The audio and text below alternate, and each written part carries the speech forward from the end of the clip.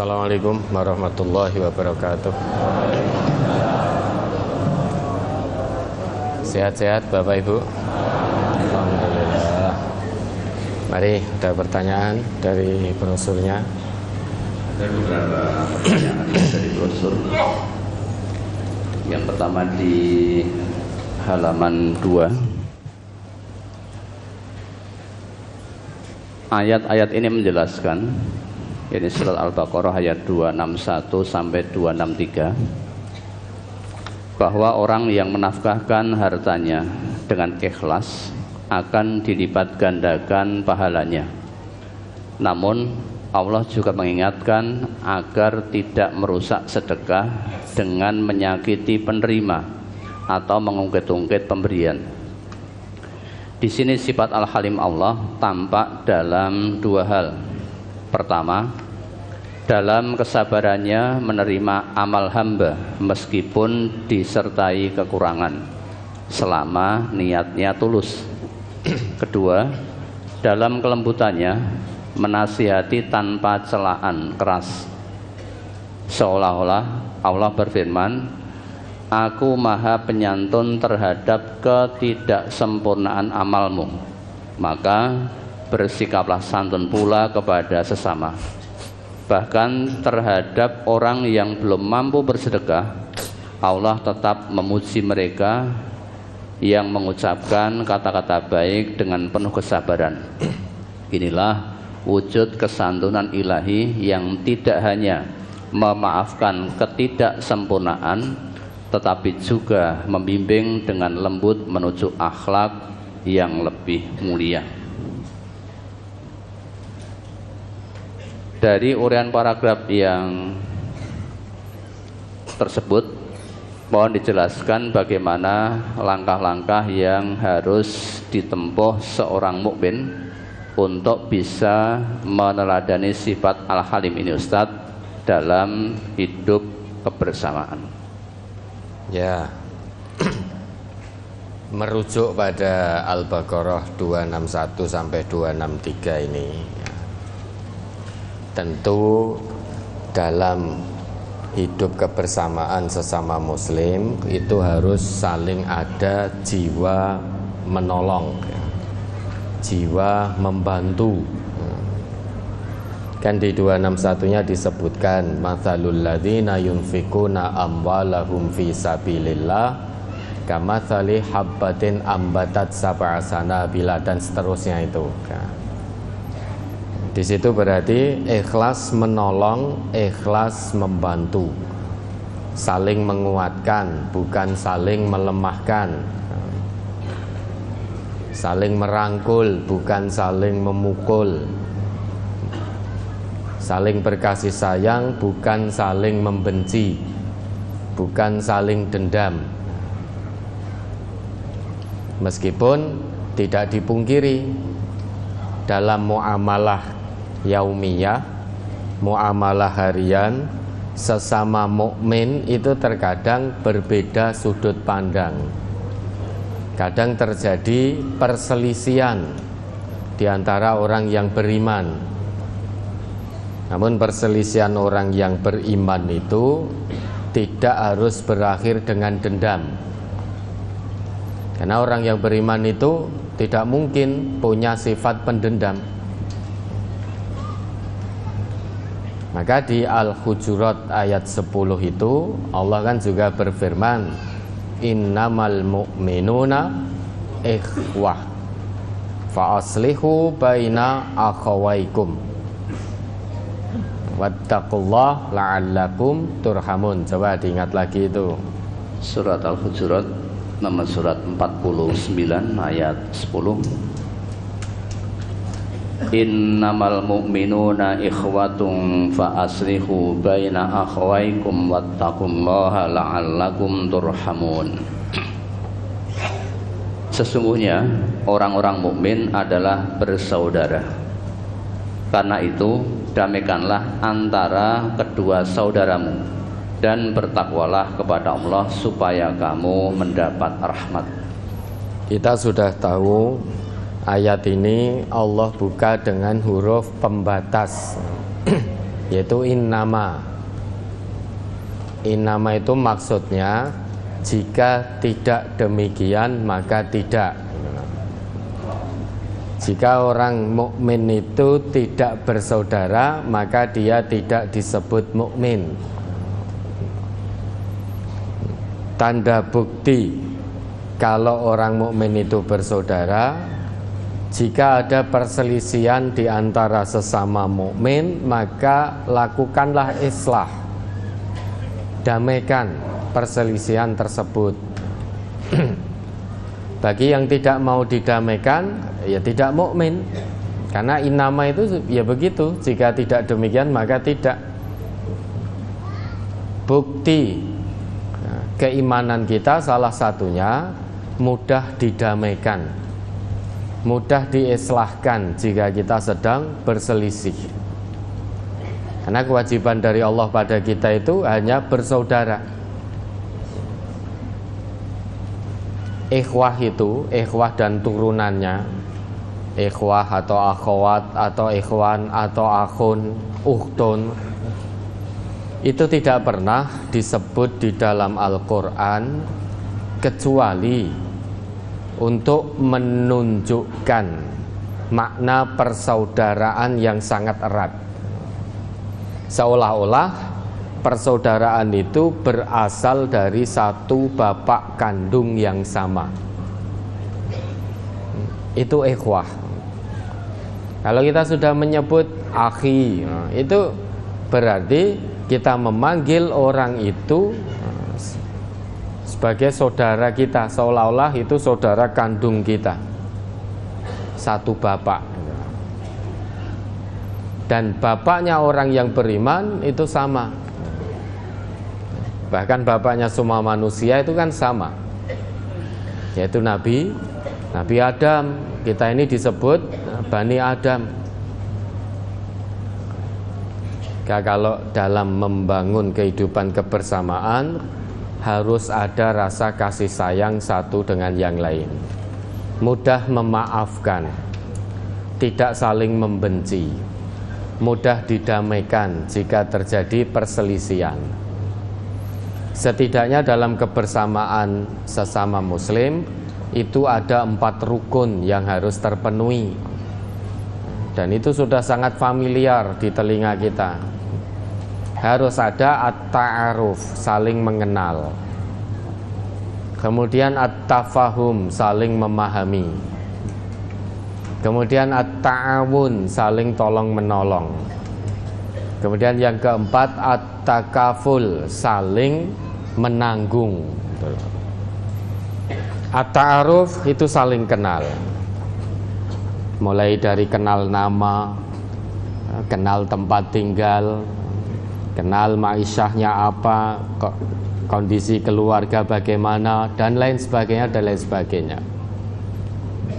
Kalau itu sudah dilakukan, maka meningkat menjadi tafahum, saling memahami kelebihan fulan apa, kekurangannya apa, ketidaksukaannya apa.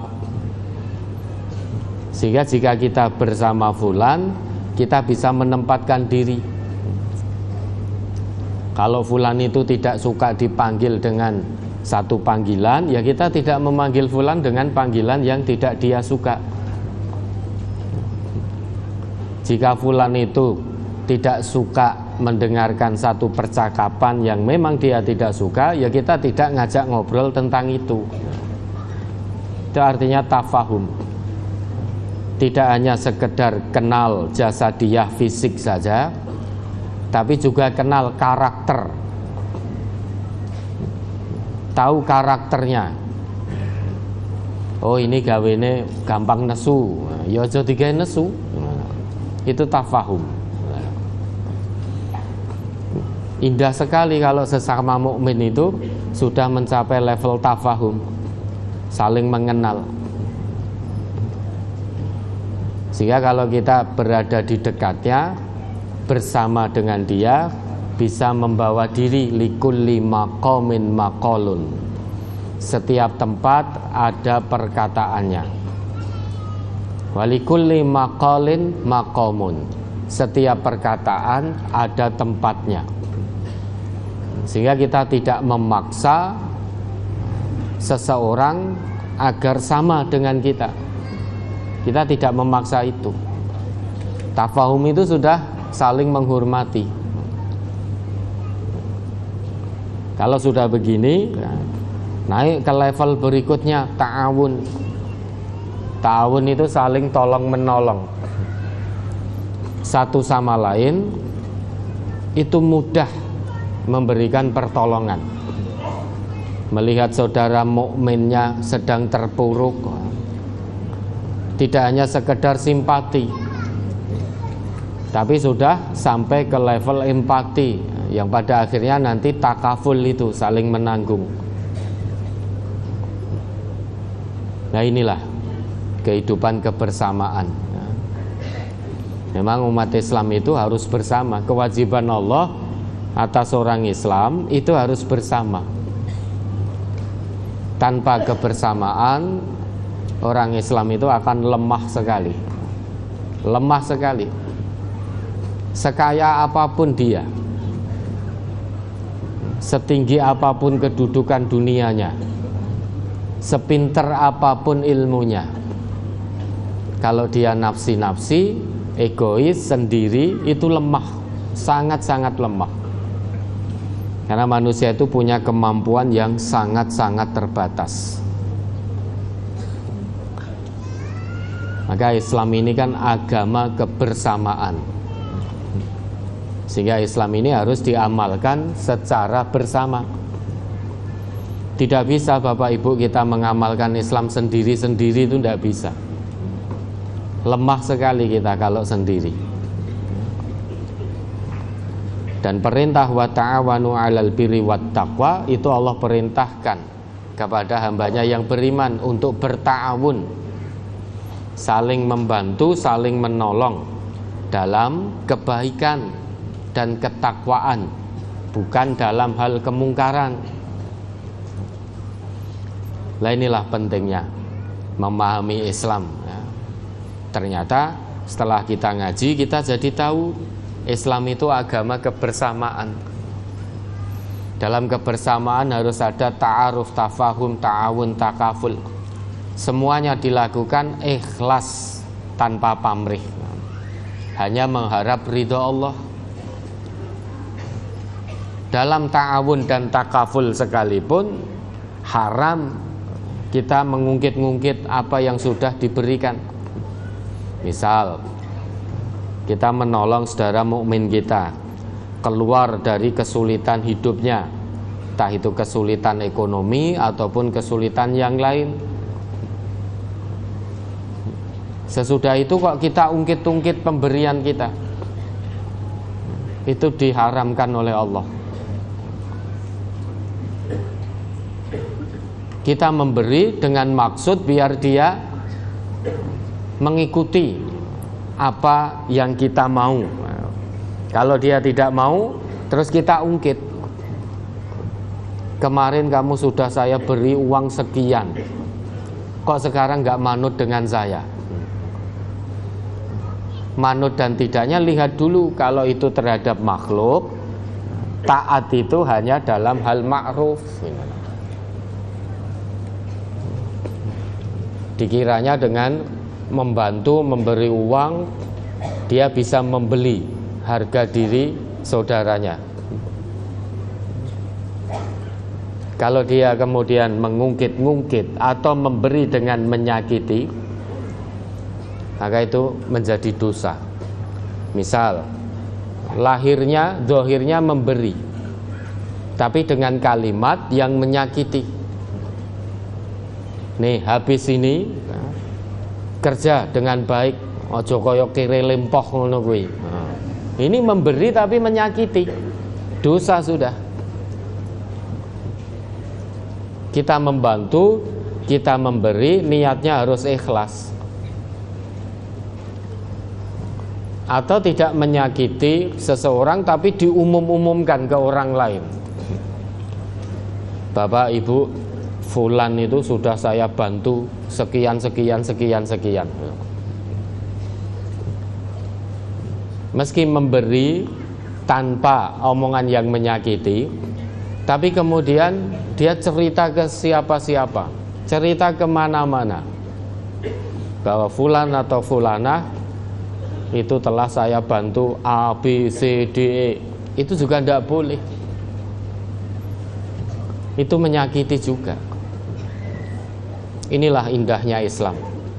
Kalau memberi, membantu, usahakan tangan kanan memberi, tangan kiri tidak tahu gitu. Sehingga yang dibantu, yang diberi itu juga tidak malu. Itulah ta'awun takaful dalam Islam. Kalau semuanya bisa begini, maka umat Islam bukan satu yang mustahil untuk bisa bersama. Dan membangun kebersamaan itu harus dihilangkan ego masing-masing, saling ngalah, bukan berpegangan pada egonya masing-masing. Kalau usul saya tidak diterima, ya sudahlah, terus mutung. Nah, itu bukan kebersamaan. Usulan yang diterima dan dipakai tentu yang lebih bermaslahat bagi kehidupan kebersamaan. Singkatnya, kebersamaan itu semua insan atau orang yang beriman yang siap untuk melaksanakan kehidupan kebersamaan itu harus ikhlas mengedepankan kepentingan kebersamaan di atas kepentingan pribadi. Kalau kita ini masih mengedepankan kepentingan pribadi, tidak akan terwujud kebersamaan dalam Islam. Tidak akan terwujud kebersamaan sesama muslim kalau masih mengedepankan kepentingan pribadinya masing-masing. Orang yang mengedepankan kepentingan pribadinya itu berarti orang yang tidak mau mendengar nasihat orang lain. Dia hanya ingin didengar nasihatnya, tapi tidak mau mendengar nasihat orang lain. Itu orang yang egois. Egois itu tidak bisa untuk kebersamaan. Mbok sampai kapan toh? Kalau di tengah-tengah kita ini ada orang yang egois, maka tidak akan bisa untuk hidup dalam kebersamaan. Pasti merasa tersiksa. Orang egois itu akan merasa tersiksa dalam kebersamaan. Masa usulku, aku ki wong pinter, saya ini orang pandai, akademisi, kaya raya, masa usul saya nggak diterima? Itu egois. Dan egois ini akan jadi duri dalam kebersamaan. Biar tidak egois, apa yang harus dilakukan? Ikhlas. Ikhlas karena Allah. Ikhlas ini mudah diucapkan Bapak Ibu, tetapi hati yang tidak khusyuk itu sulit sekali untuk menjalankan ikhlas ini. Kalau kita jelaskan ikhlas secara detail, mungkin bisa setengah jam, 1 jam. Mulai dari definisi ikhlas itu apa. Ikhlas itu tidak sekedar merelakan. Kalau dalam bahasa Al-Quran, ikhlas itu tidak sekedar merelakan. Banyak ayat yang memerintahkan orang beriman untuk ikhlas.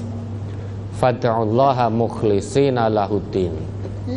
Sembahlah Allah dengan memurnikan ibadah agama hanya kepadanya. Wa ma umiru illa liya'budullaha mukhlishina lahuddin. Dan manusia itu tidak diperintah oleh Allah melainkan agar mereka memurnikan agama hanya kepada Allah. Lah, ikhlas itu berarti murninya hati, sucinya hati setelah sebelumnya terkotori. Itu ikhlas. Bukan murni sejak awal, bukan suci sejak awal. Kalau murni sejak awal itu kholis. Kalau sesudah terkotori kemudian ada usaha manusia untuk memurnikannya kembali, maka itu disebut ikhlas. Dalam kehidupan kebersamaan seringkali hati kita terkotori. Melihat orang lain kita iri, dengki. Melihat kenikmatan yang Allah anugerahkan pada saudara kita, kita iri, dengki. Kok bukan saya yang dapat itu? Ini kan penyakit hati. Maka kotoran hati ini harus segera kita buang, biar hati ini kembali murni,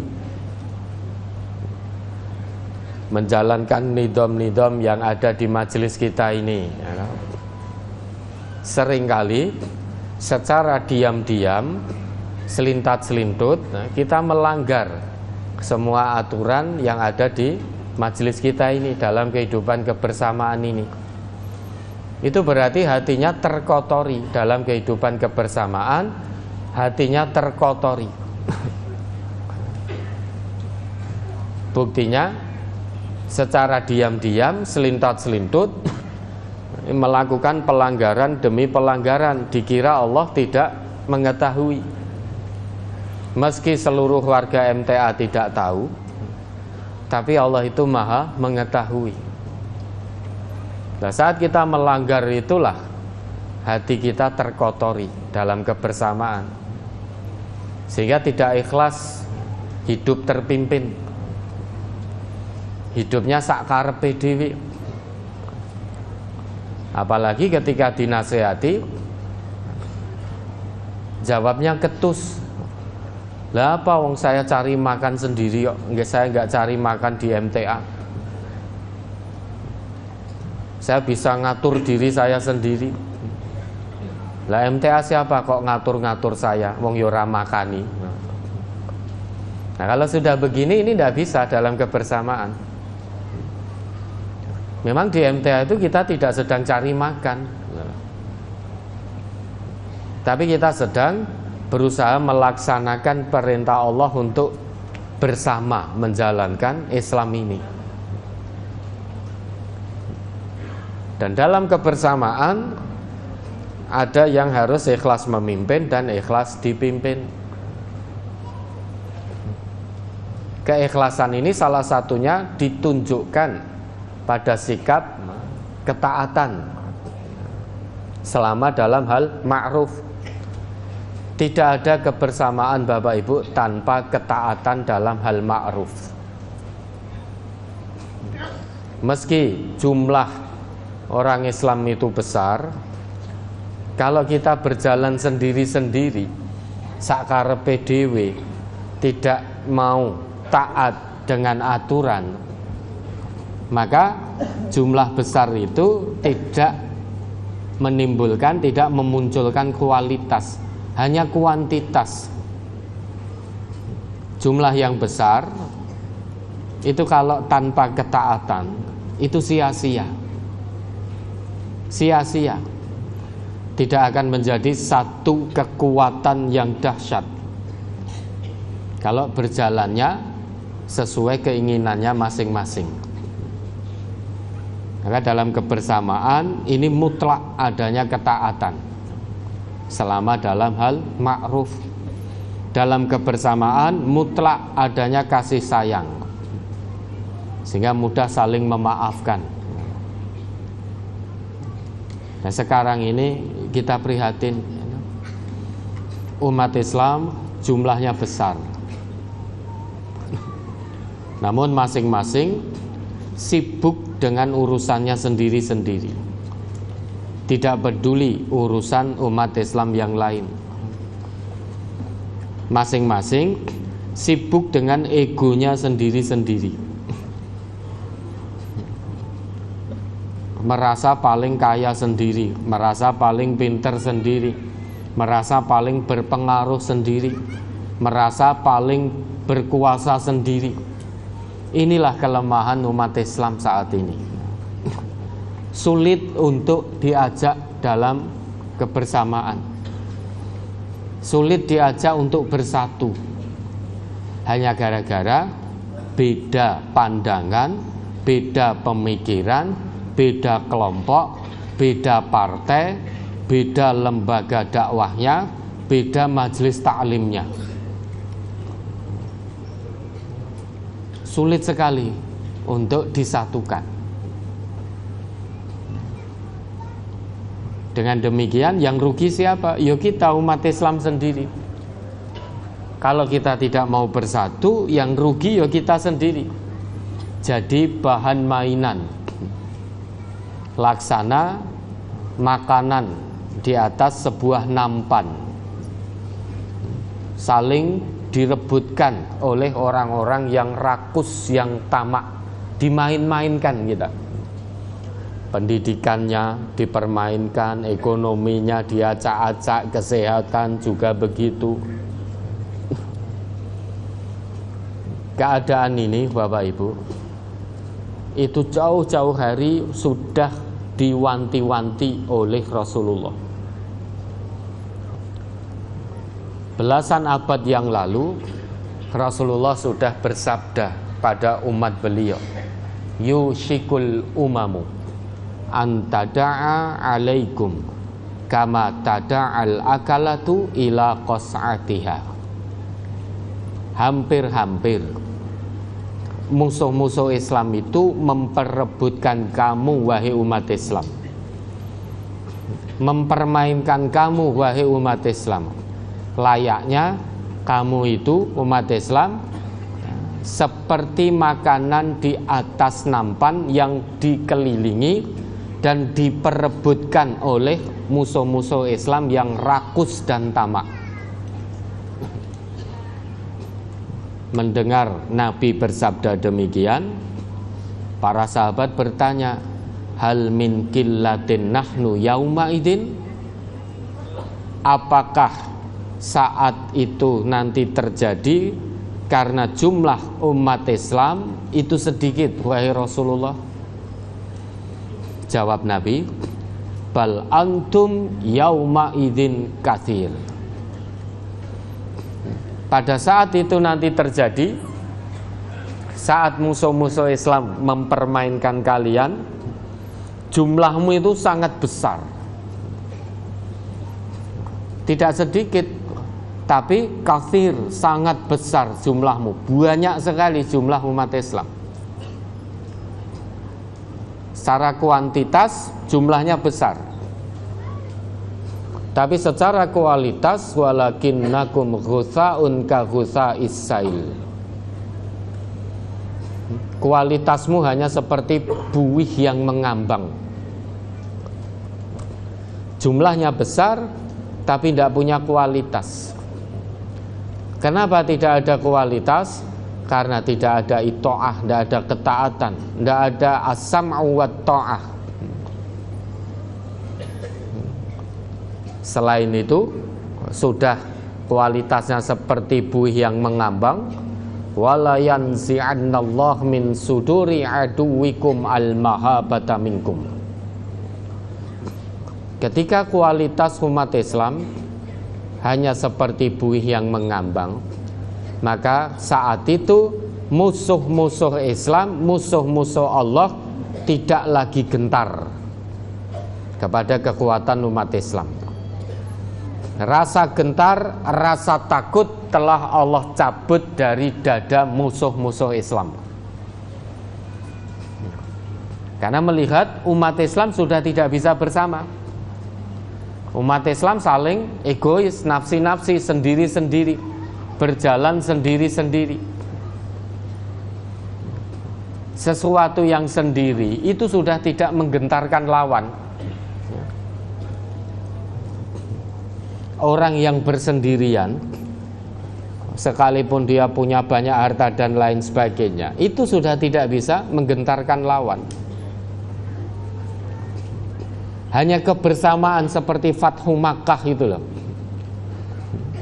Berbondong-bondong umat Islam berbaris rapat datang dari Madinah menuju Makkah, satu komando, mentaati komando Rasulullah, bersaf-saf barisan umat Islam pada waktu itu.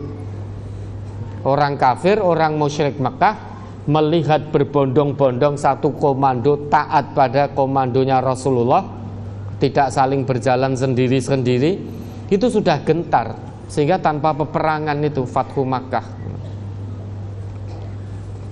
Tapi beda ketika perang Uhud, jumlah umat Islam besar itu, kemenangan sudah di depan mata.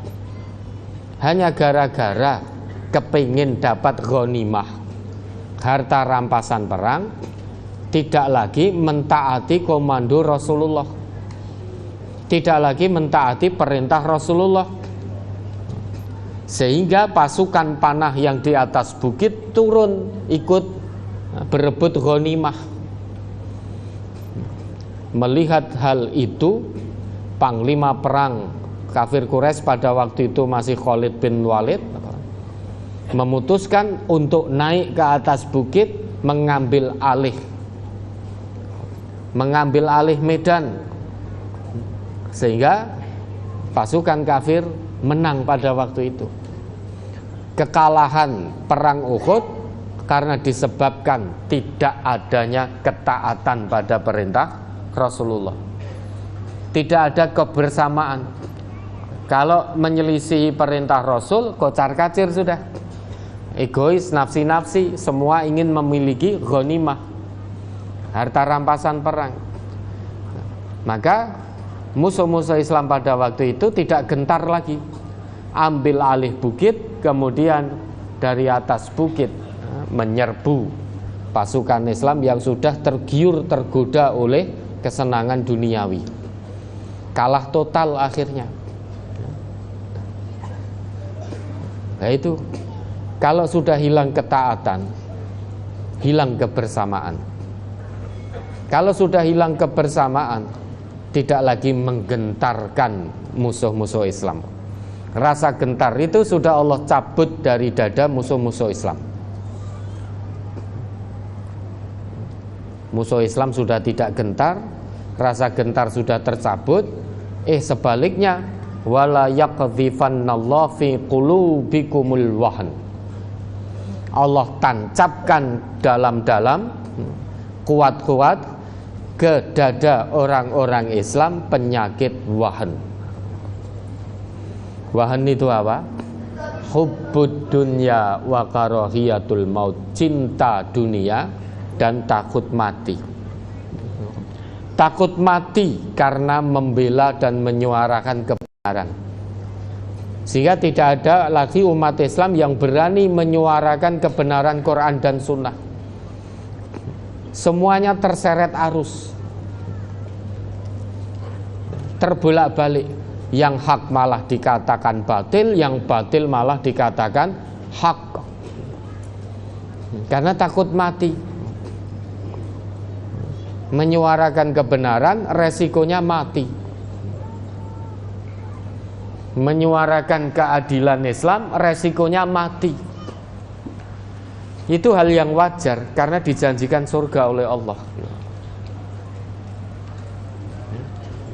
Orang Islam itu kalau sudah kehilangan kualitasnya, maka dia akan takut menyuarakan kebenaran.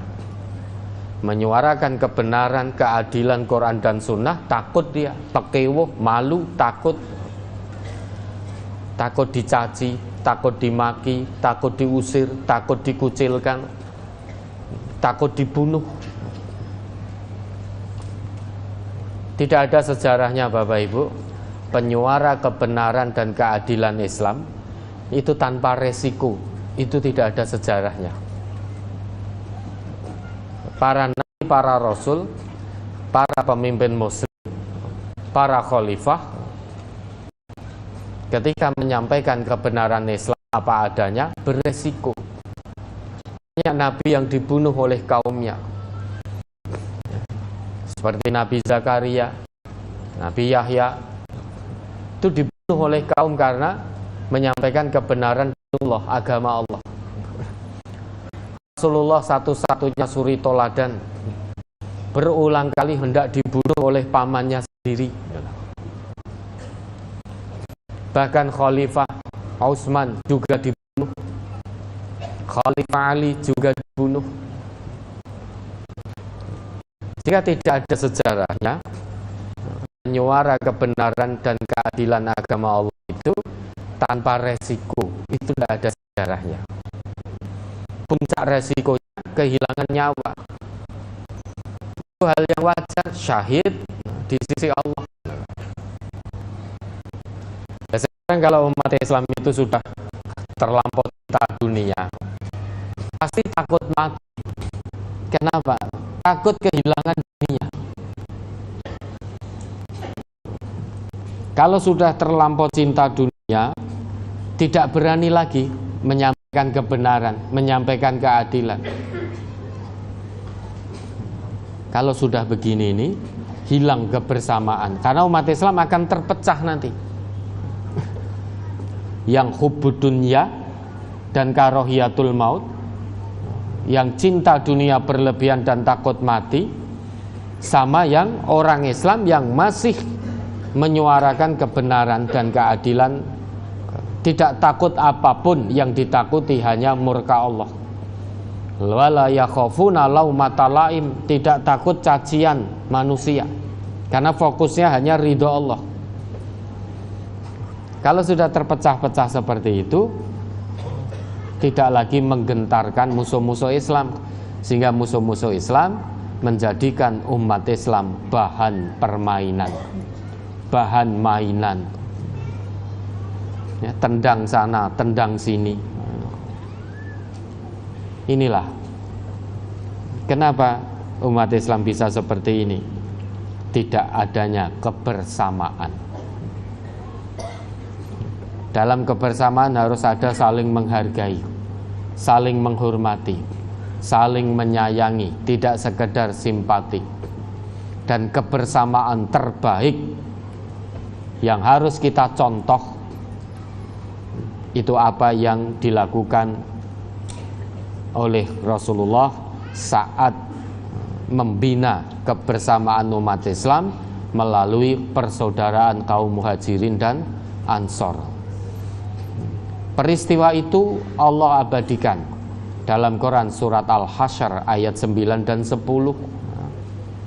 Itulah kebersamaan dalam Islam. Kalau tadi pertanyaannya bagaimana langkah yang harus dilakukan dalam kehidupan kebersamaan sesama muslim, metode terbaik, contoh terbaik telah Allah abadikan dalam Quran surat Al-Hasyr ayat 9 dan 10 itu. Nah, itu dipenuhi langkah-langkah yang ada di Al-Hasyr 9 dan 10 itu. Mari diingat lagi itu. Surat Al-Hasyr nomor surat 59 ayat 9 dan 10. Walladzina tabawwa'ud dara wal imana min qablihim yuhibbuna man hajara ilaihim wa la yajiduna fi sudurihim hajatan mimma utu wala yajiduna fi sudurihim hajatan mimma utu wa yu'siruna ala anfusihim walau kana bihim khasasah wa may yuqa sukha nafsihi fa ulaika humul muflihun. Walladzina ja'u min ba'dihim yaquluna rabbana ighfir lana wa li ikhwanina alladzina sabaquna bil iman wa la taj'al fi qulubina ghillan lil ladzina amanu rabbana innaka ra'ufur rahim. Ini diartikan pelan-pelan. Dan orang-orang yang telah menempati kota Madinah dan telah beriman, yakni orang Ansor, sebelum kedatangan mereka Muhajirin, mereka mencintai orang yang berhijrah kepada mereka, dan mereka tiada menaruh keinginan dalam hati mereka terhadap apa-apa yang diberikan mereka, yakni orang-orang muhajirin, dan mereka mengutamakan orang-orang muhajirin atas diri mereka sendiri, sekalipun mereka memerlukan apa yang mereka berikan itu. Dan siapa yang dipelihara dari kekikiran dirinya, mereka itulah orang-orang yang beruntung. Nah, ini dulu ya. Ada beberapa langkah untuk membangun kebersamaan sesama muslim dalam ayat ini. Yang pertama, itu saling mencintai dulu. Sebagaimana kaum Ansor mencintai saudaranya Muhajirin yang hijrah ke kota Madinah. Maka langkah pertama ini, yuhibbuna man hajara ilaihi. Ya. Kaum Ansor yang ada di kota Madinah itu mencintai saudaranya Muhajirin itu. Yuhibbuna itu loh. Pertama itu mahabbah, munculkan rasa cinta, rasa kasih sayang sesama muslim dulu. Sebagaimana rasa cinta itu dulu muncul dari kaum Ansor kepada saudaranya Muhajirin. Kemudian sesudah itu langkah kedua, wala yajiduna fi sudurihim hajatam mimma utu. Tidak eman, tidak bakhil terhadap apa yang diberikan kepada saudaranya. Kaum Ansor kuat pada waktu itu. Kaum Muhajirin lemah karena harus meninggalkan kampung halaman, tinggalkan semua harta benda, datang ke kota Madinah hanya dengan membawa pakaian yang melekat di tubuhnya. Lemah, tidak ada makanan, tidak ada minuman, tidak ada pakaian, tidak ada tempat tinggal, tidak ada pekerjaan, tidak ada penghasilan. Lemah. Datang kepada kaum Ansor. Kaum Ansor karena cintanya kepada kaum Muhajirin, cinta karena Allah, maka yang kuat menguatkan yang lemah. Jadi terjadi saling penguatan, bukan saling melemahkan. Yang kuat membantu yang lemah. Yang kuat menguatkan yang lemah, yang sedang lemah.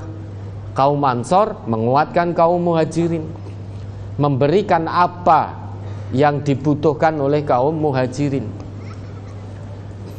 dan tidak pernah mengungkit-ungkit, tidak pernah menyakiti hati Muhajirin, tidak iman terhadap hartanya kaum Ansor.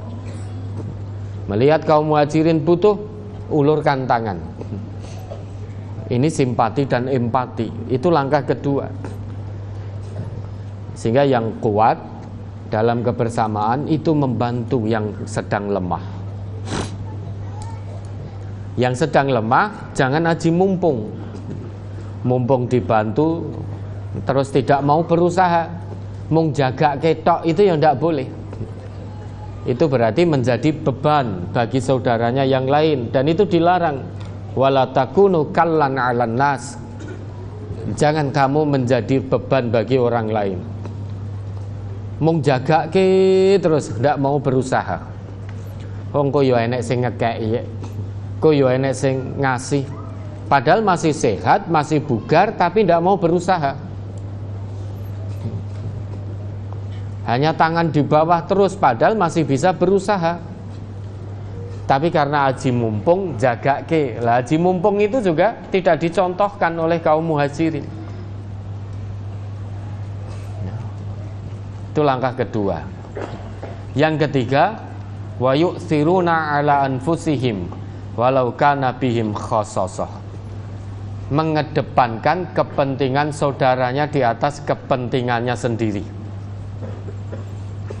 Mengedepankan kepentingan persaudaraan, mengedepankan kepentingan kebersamaan di atas kepentingan pribadi, mengedepankan, mengutamakan kebersamaan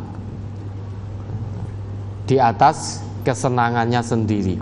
Ini langkah ketiga. Meskipun kita butuh terhadap apa yang kita berikan, tapi saudara mukmin kita lebih membutuhkan. Maka saudara kita lebih membutuhkan, apa yang kita punya sebagiannya kita berikan kepada saudara kita yang lebih membutuhkan, sehingga mengedepankan kepentingan kebersamaan di atas kepentingan pribadi. Ini langkah ketiga. Yang keempat, wa may yuqa syuhha nafsihi faulaika humul muflihun. Siapa yang terpelihara dari kikir bakhil, maka itulah orang yang beruntung dunia dan akhirat. Berarti jangan ada bakhil di antara umat Islam. Ini langkah keempat untuk membangun kebersamaan. Jangan ada kikir di antara umat Islam. Jangan ada bakhil kikir di antara kita. Kalau kita ingin menjalankan kebersamaan menurut Allah dan Rasulullah.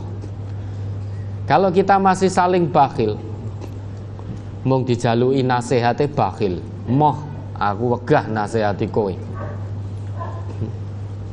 Dimintai saran agar saudara kita itu terlepas dari kesulitan, itu saja kita tidak mau, bakhil. Apalagi kalau harus membantu dengan harta, ya tentu lebih bakhil lagi. Mung dimintai saran saja, orang bayar bakhil, tidak mau.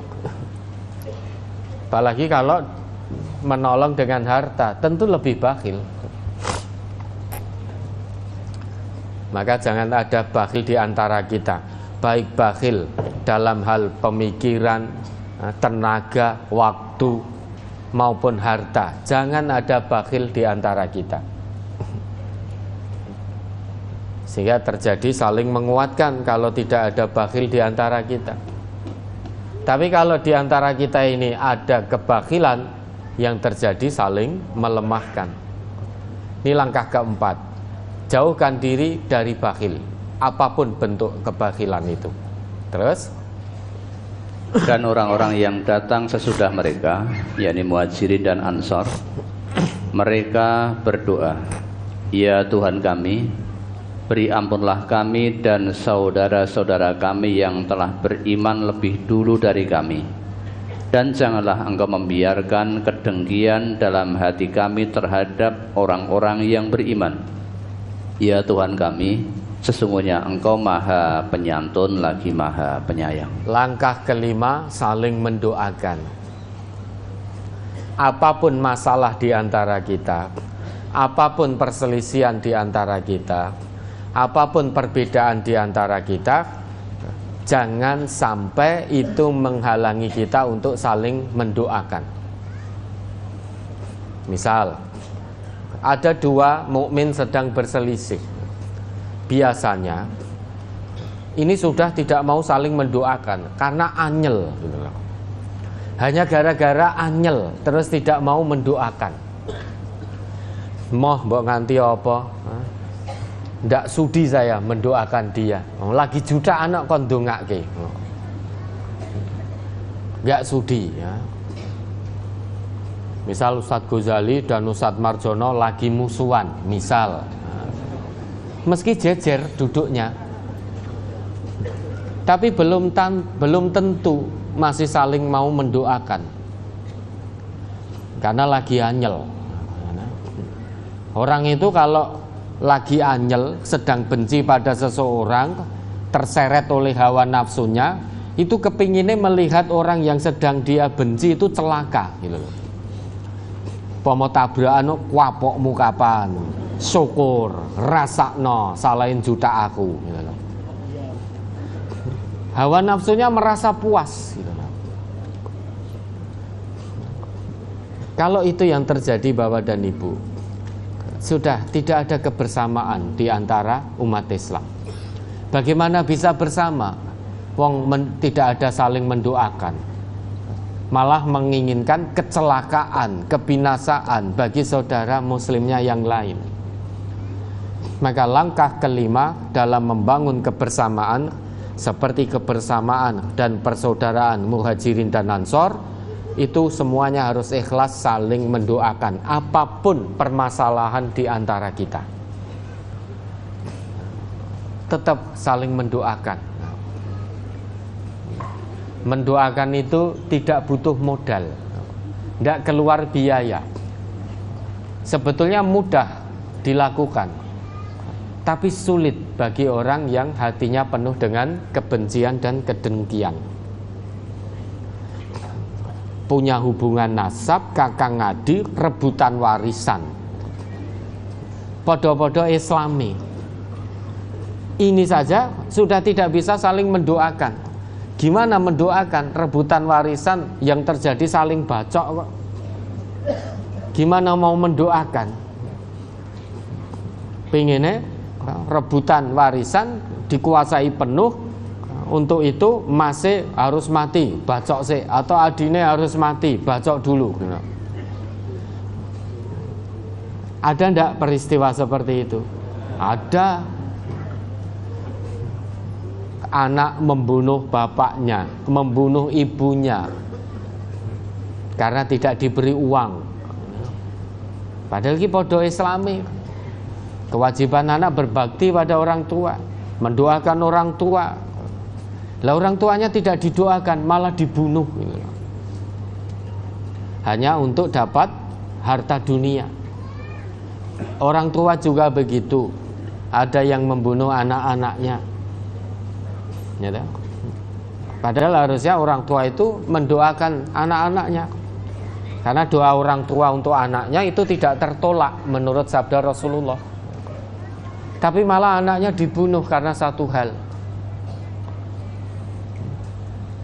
Gimana bisa bersama? Wong ada hubungan nasab, podo Islami, itu saja tidak saling bisa bersama, saling bermusuhan, saling egois. Maka langkah kelima, saling mendoakan ikhlas karena Allah. Loh, kita mendoakan saudara muslim kita ikhlas karena Allah, itu amal soleh untuk kita.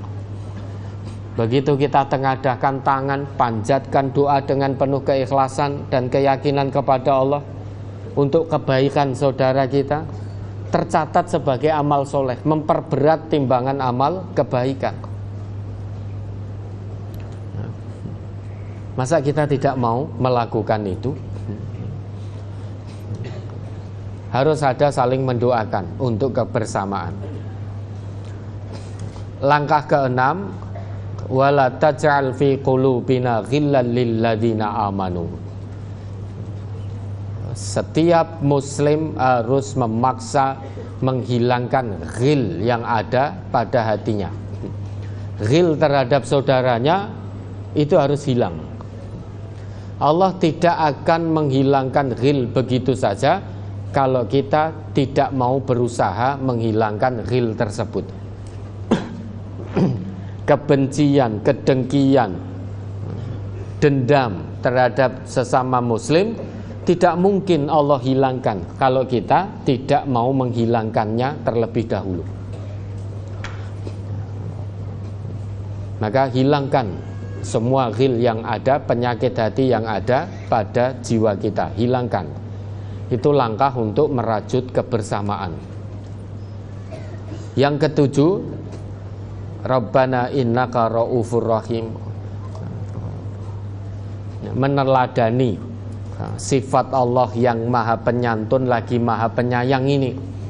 Sesama muslim harus saling menyantuni, saling menyayangi. Ini langkah ketujuh untuk membangun kebersamaan.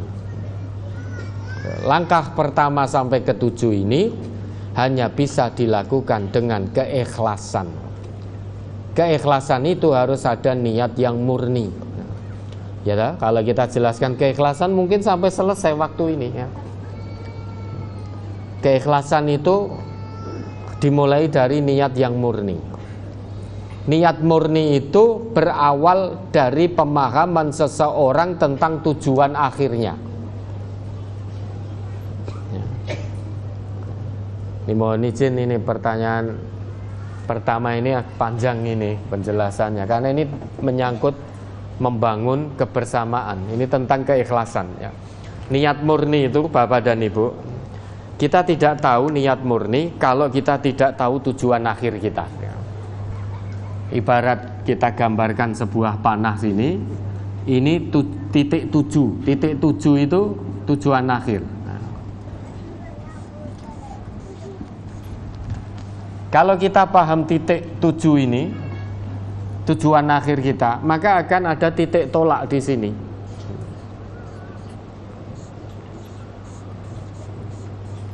Titik tolak inilah niat yang murni.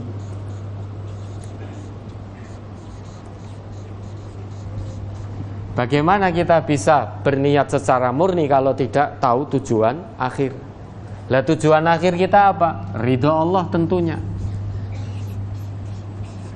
Ini tujuan akhir setiap muslim, setiap mukmin, itu ridho Allah. Kalau dia tahu tujuan akhirnya ridho Allah, dia akan tahu memulainya dengan niat yang murni.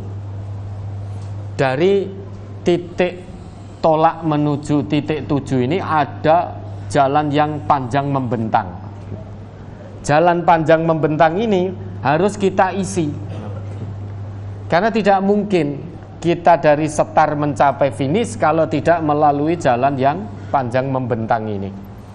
Tidak mungkin kita sampai tujuan akhir kalau tidak melalui jalan yang membentang. Lah, jalan membentang ini harus kita isi, satu dengan sikap zuhud, dua syukur, dua warok ya, tiga syukur, empat sabar,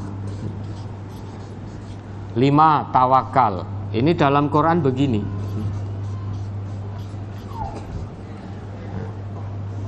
Inilah 5 langkah yang harus kita lalui untuk ikhlas: zuhud, warok, syukur, sabar, tawakal.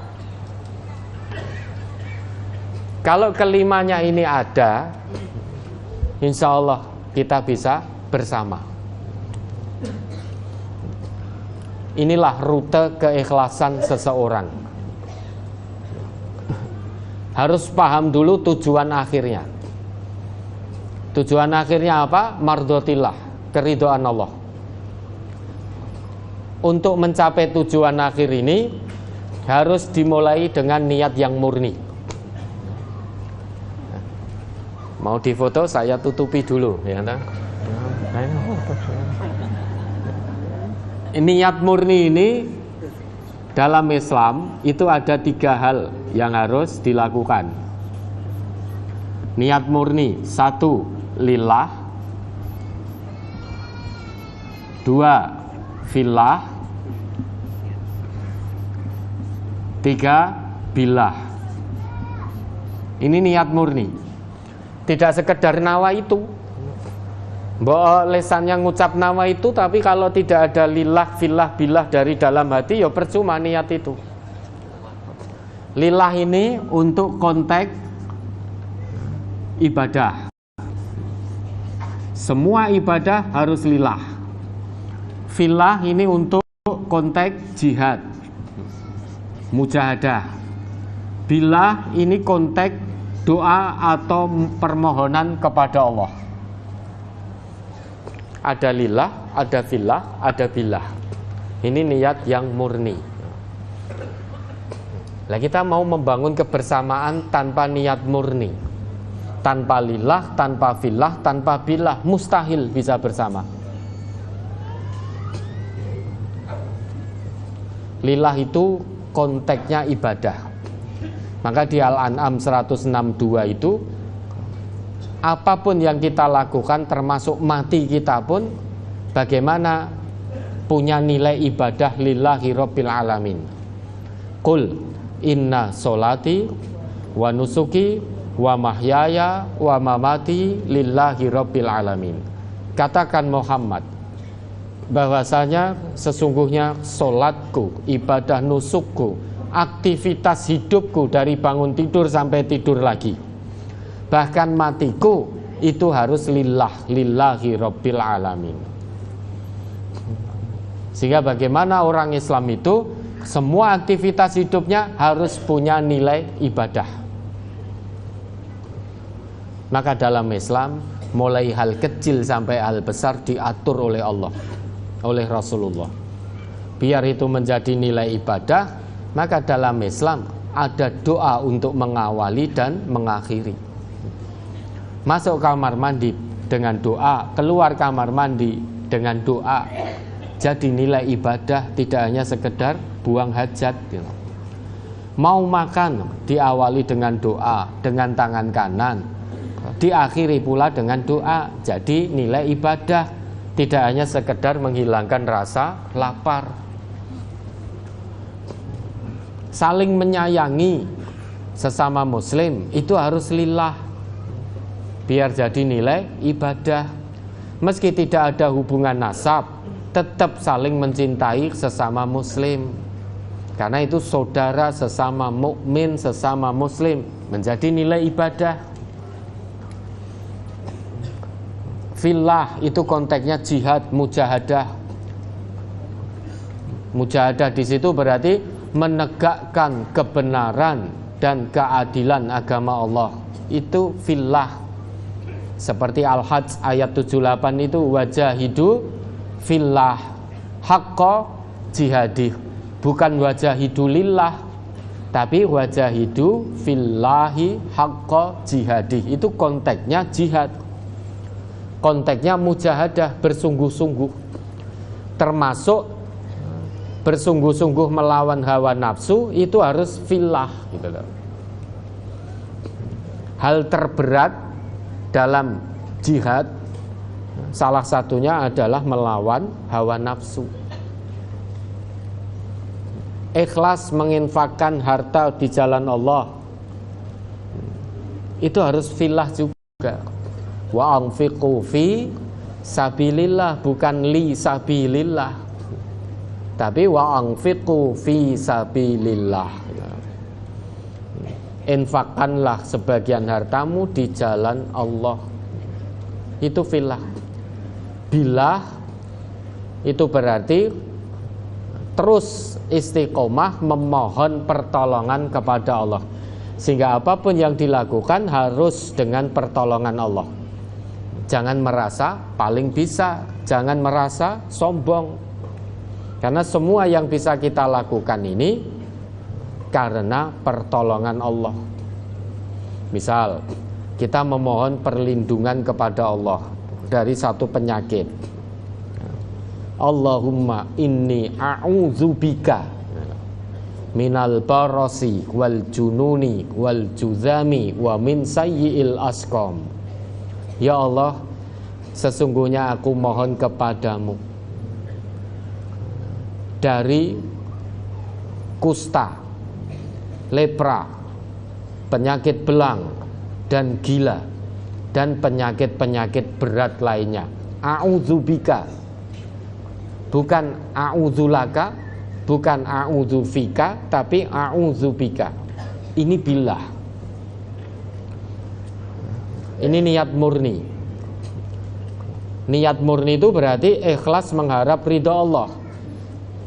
Dalam kebersamaan, seseorang itu kalau sudah niat murni, yang dia kedepankan, dia utamakan, itu adalah menunaikan amanah. Dalam kebersamaan itu kan ada berbagi amanah.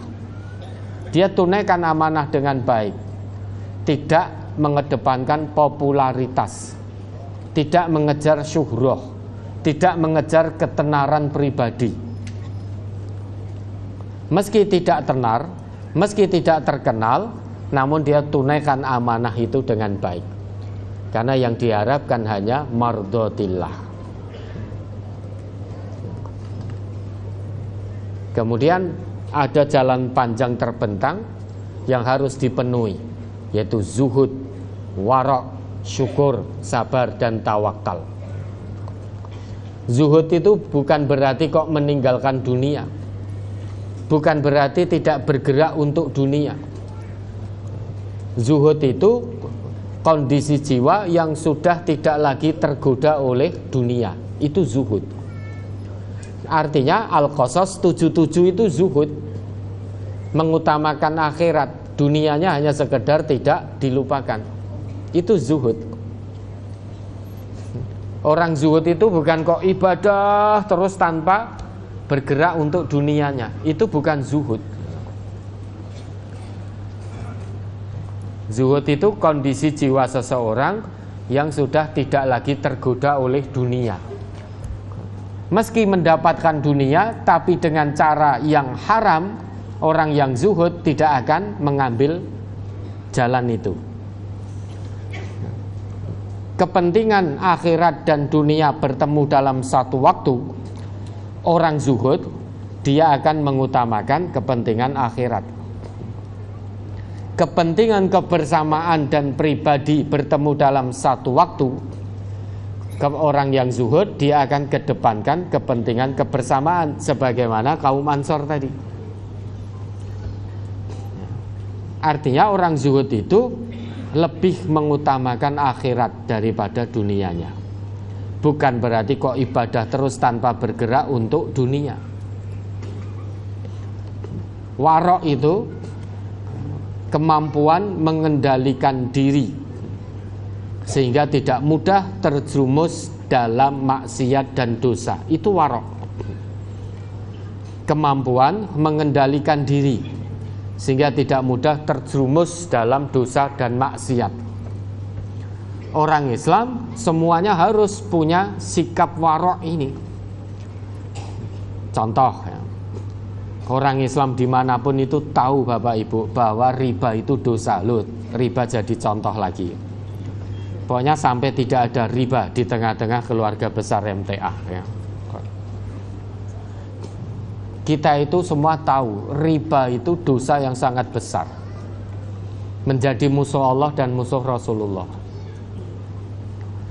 Orang muslim yang warok, dia mampu mengendalikan diri tidak terlibat ribawi, meskipun keuntungan dari riba itu sangat besar.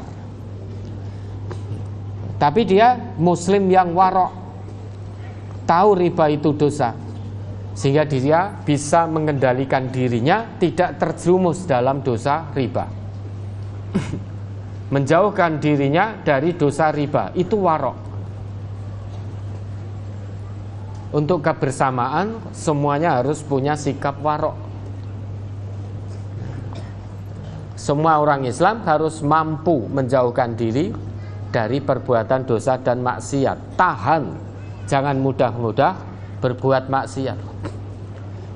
Orang Islam tahu menipu itu dosa. Orang Islam yang warok, dia tidak akan menipu orang lain untuk keuntungan dunia. Jauhkan diri dari menipu, sehingga mampu mengendalikan dirinya. Mencaci maki itu dosa, memfitnah itu dosa, menimpakan kesulitan bagi muslim lainnya itu dosa, menakut-nakuti muslim lainnya itu juga dosa. Seorang muslim yang warok, dia tidak akan lakukan itu semua. Dia kendalikan dirinya sehingga tidak menipu orang lain, tidak menakut-nakuti orang lain, tidak menimpakan kesusahan pada orang lain, tidak memfitnah, tidak menghibah, dan perbuatan-perbuatan maksiat lainnya. Itu untuk kebersamaan. Dan itu wajib dipenuhi. 5 komponen ini harus dipenuhi untuk mengisi perjalanan panjang kita dari garis start menuju garis finish, dari niat murni sampai tujuan akhir, yaitu ridha Allah. Hidup kita harus dipenuhi dengan zuhud, warok, syukur, sabar, dan tawakal. Tanpa ini semua hilang keikhlasan. Tanpa keikhlasan hilang kebersamaan. Tanpa keikhlasan hilang ketaatan. Tanpa ketaatan hilang kebersamaan. Umat Islam tidak ada kebersamaan, musuh-musuh Islam menjadi tidak gentar, sehingga umat Islam jadi bahan candaan, bahan olok-olok, bahan permainan, tendang kanan, tendang kiri, sogok sana, sogok sini. Itu kan sehingga umat Islam menjadi bahan permainan, karena masih ada orang yang ngaku Islam tapi mudah sekali disogok, mudah sekali disogok. Nah kalau sudah seperti itu, musuh-musuh Islam, wong Islam ki memang jumlahnya tok sing besar, tapi fulan itu udah beri amplop sak isine nak meneng, disogok sudah. Kalau sudah seperti itu, ya sia-sia kebersamaan yang dibangun. Ingat Bapak Ibu, kalau kita tidak bersama, yang rugi kita sendiri umat Islam. Islam selamanya tetap mulia. Sampai hari kiamat Islam tetap mulia. Yang menjadi tidak mulia, seringkali ada orang ngaku Islam tapi tidak mau dimuliakan oleh Allah dengan Islam. Salah satu ketidakmauannya tidak mau menjalani Islam dalam kebersamaan. Untuk bisa bersama harus satu komando. Komando yang diturunkan harus berdasar Quran dan Sunnah. Itulah kebersamaan dalam Islam. Ya mohon maaf, sebetulnya masih bisa kita detailkan lagi. Kalau 5 komponen ini terpenuhi, semuanya bisa ikhlas, hasil akhirnya apa? Hasil akhirnya yaitu ada 4 hal itu. Bersihnya diri dari dosa dan maksiat, bersihnya diri dari ego, terus kemudian bersihnya diri dari keterikatan duniawi, terus yang terakhir ini yang sangat istimewa, bersihnya diri dari apapun selain Allah. Ini hasil dari paham tujuan akhir, mulai dari setar niat yang murni, yang lillah fillah billah, diisi jalan panjang dengan 5 komponen utama, yaitu zuhud, wara', syukur, sabar, tawakal. Ini kalau terus istiqomah dilakukan akan menghasilkan 4 hal utama, yaitu bersihnya hati dari dosa dan maksiat. Yang kedua, bersihnya hati dari keterikatan duniawi, sehingga melihat duniawi itu yang halalan thayyibah, tidak tamak, tidak rakus terhadap dunia. Punya jiwa qanaah, jiwa syukur, ikhlas atas apa yang Allah berikan, tidak mengangkat di luar kemampuan. Orang yang mengangkat di luar kemampuan itu masih terikat hatinya dengan dunia. Tidak ada qanaah, tidak ada syukur. Yang ketiga, bersihnya hati dari ego, dari keinginan hawa nafsu, ego pribadi. Ini hilang dari hati kita. Yang penting kebersamaan berjalan baik. Sehingga meski bukan usul saya yang dipakai, tidak apa-apa, itu usul kebersamaan. Tapi kalau kita masih, ya wis, kalau usul saya tidak diterima, sudah kerjakan saja sendiri, saya tak keluar dari kebersamaan ini. Nah, itu masih ego, mutung. Mutung itu bukan bagian dari Islam. Kalau 3 ini sudah ada, maka akan menghasilkan hasil yang sangat istimewa. Bersihnya hati, murninya hati dari apapun selain Allah, sehingga hatinya hanya bergantung kepada Allah, bertambat kepada Allah. Ini 4 hal utama. 4 ini pun bisa dijelaskan secara detail lagi. Nah, tentu akan makan waktu yang sangat panjang. Ya itulah Bapak dan Ibu, untuk kebersamaan maka harus ada keikhlasan. Langkah-langkah kebersamaan Al-Hasyr ayat 9 dan 10, 7 langkah yang Allah sebutkan di Al-Hasyr ayat 9 dan 10 ditempuh, karena syarat dari Allah untuk bersama ya 7 langkah itu. Hanya ada 6, nggak akan bisa bersama. Terpenuhi hanya 5 syarat, tidak akan bisa bersama. Ketujuh-tujuhnya harus ada. Ya, mudah-mudahan bisa dipahami. Ada lagi?